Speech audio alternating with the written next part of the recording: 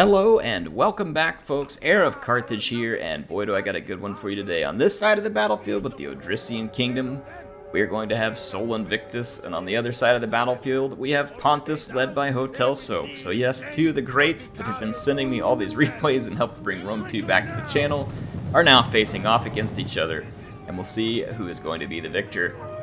All these naked men from Pontus. This would be enough to have many of us running, screaming crazy naked men. Mostly naked, thank goodness.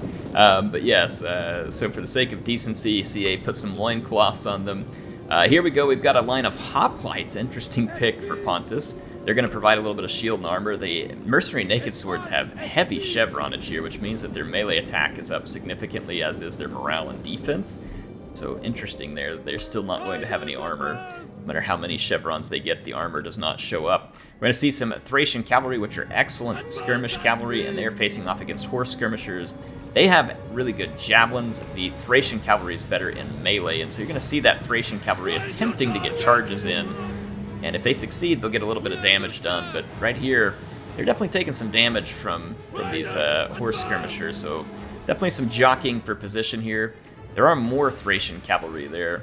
Let's take a look at the main line here for the Odryssians. They have a spear front, and then they have a Thracian warrior second. You'll notice that there's less Thracian nobles here because they're obviously not as concerned about the infantry from Pontus, and they're probably more concerned about some of the specialty units for Pontus, like scythe chariots, like the missiles, or the heavy cavalry that Pontus could potentially bring to a battlefield. And interesting enough, there is only a very little bit of heavy cavalry here. We're going to have the Cappadocian cavalry, which is a melee version, and the Pontic Royal cavalry here, which is a pretty good heavy shot cav. And then in terms of skirmishers, we've got some Eastern archers here for Pontus. Nice pick with these, honestly, because the Odryssians don't have shields, and archers cause a lot of damage quickly to things that don't have shields and armors, which is basically everything on the Odryssian side of the line. So I like this idea, weaken up some key units, and then try and maybe block a charge with the hoplites. The naked swords are terrible against armor, but again, the Odryssians don't have that armor, so I understand the pick that Hotel Soap has made, and I also understand the pick that Sol has made here too. I think both players are considering possibilities from these other factions and trying to plan well for it. Boy, look at this epic cavalry skirmish out here. This can require a lot of attention from both players, and it can be tricky. Look at this. Nice charge coming in here from the Thracian Royal Cavalry. Gonna shred that Celtic warrior, but paying a price from those Pontic swordsmen who are in the second line.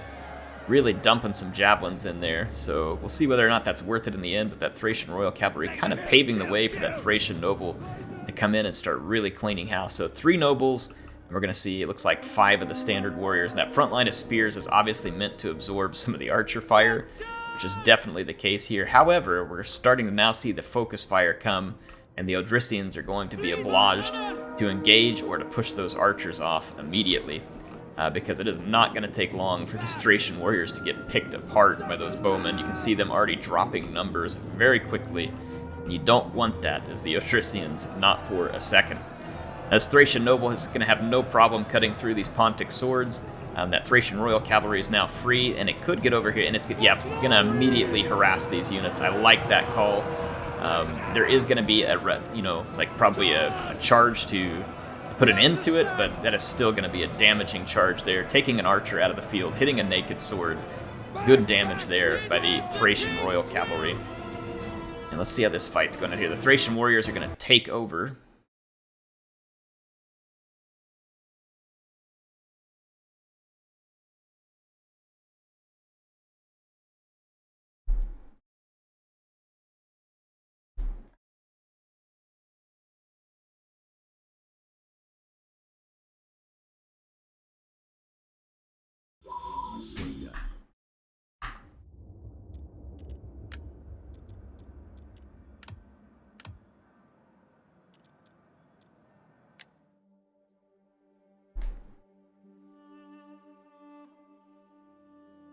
Battle ready!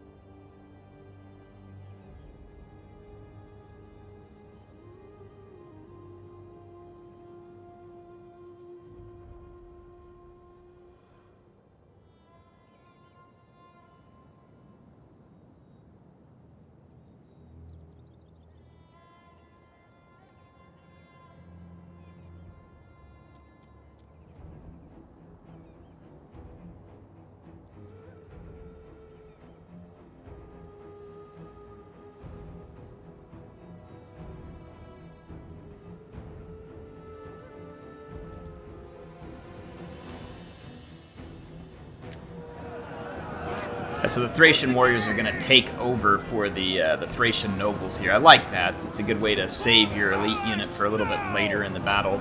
We're going to see Sol attacking this left-hand flank of Hotel Soap.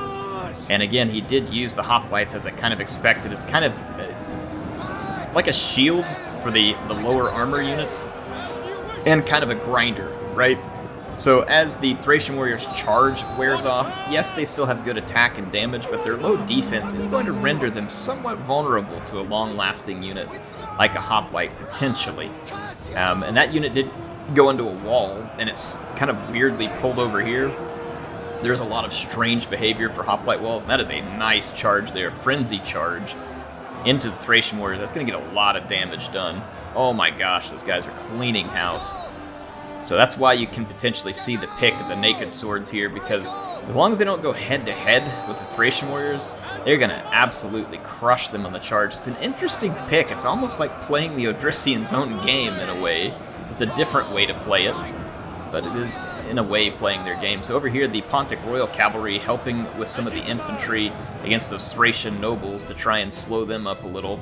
Let's just see how this is going down. I imagine this is going to be a close fight between these two players. The Cappadocian Cavalry is taking a little bit of heat over here from the Thracian Royal Cavalry. And this flank is collapsing, so Sol is gaining some steam over here. And let's see how those archers are doing. The archers are under pressure from Thracian Cavalry. Let's see, here comes a naked sword looking for a charge. And it looks like they're going for this blob over here. That is a frenzied charge, so again, these guys are likely to get a ton of kills off of that charge.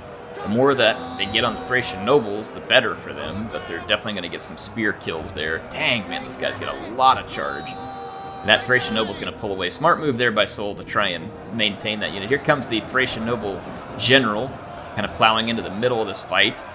Naked swords are not going to last long after that initial charge, so they will need to be cycle charged. And again, it's calling a little bit of an advantage for the Odryssians at the moment on the power bar. I'm not sure exactly who I think is at the advantage. I'm a little bit scared if I'm Pontus because I'm seeing a lot of Odryssian infantry, but again, that infantry can kind of wear down quickly.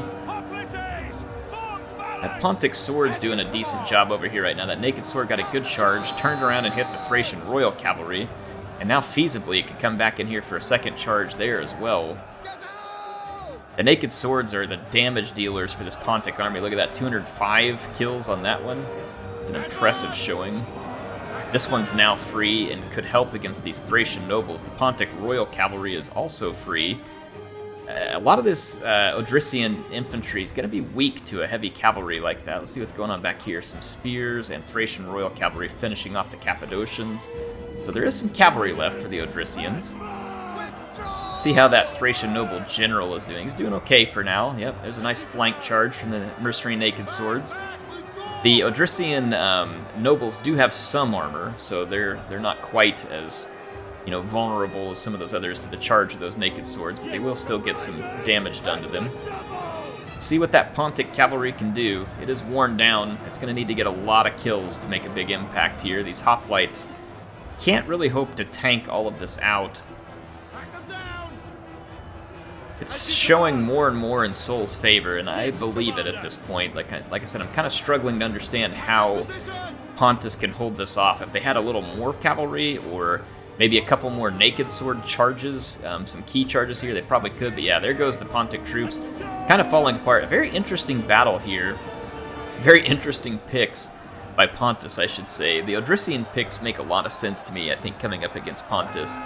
Obviously, Pontus has that potential to bring some key units to bear. Interesting one indeed here. I almost wonder, obviously you can't maneuver the pikes well, but could pikes potentially be useful against the Odryssians? This is a question I'll throw out there to Hotel Soap and Sol. They aren't maneuverable, but the Odryssians don't pack a whole lot of skirmishing capabilities, so do the pikes become more dangerous, and then do you combine them with something like the naked swords at that point, because then they become a very real threat from the front, unlike the hoplites? So again, curious. I haven't thought that through entirely, but it would make me wonder how that potentially comes into play. Thracian Royal Cavalry is very expensive, but it is a major threat when it comes in. So there was only 2 of them. but it is very capable, better than the Cappadocians, and it can certainly cut down even the Pontic Royal Cavalry, probably even if they just go head-to-head. Even though the charge of the Royal Cavalry would come off good, I think the Thracian Cavalry probably just wins that fight. Thracian Cavalry is better than, like the standard version is going to be better skirmishers than the horse skirmishers, so that's a tough one too, and they're pretty decent in a secondary melee as well. So that's another good unit. But again, you can see no real range here. Let's take a look at these naked swords. They're really, really cool units. 131 kills, 215, 104. You can see these units certainly capable of getting kills against the Odryssian Kingdom. I'm assuming these hoplite kills are probably a fair number of them against spears, but hoplites can get some of those kills against these Thracian warriors just because they come with such low armor stats and defense, and so it is a place where hoplites are capable of getting a few kills. Fun battle here between Hotel Soap and Sol. Sol taking home the victory here. What do you all think about this matchup?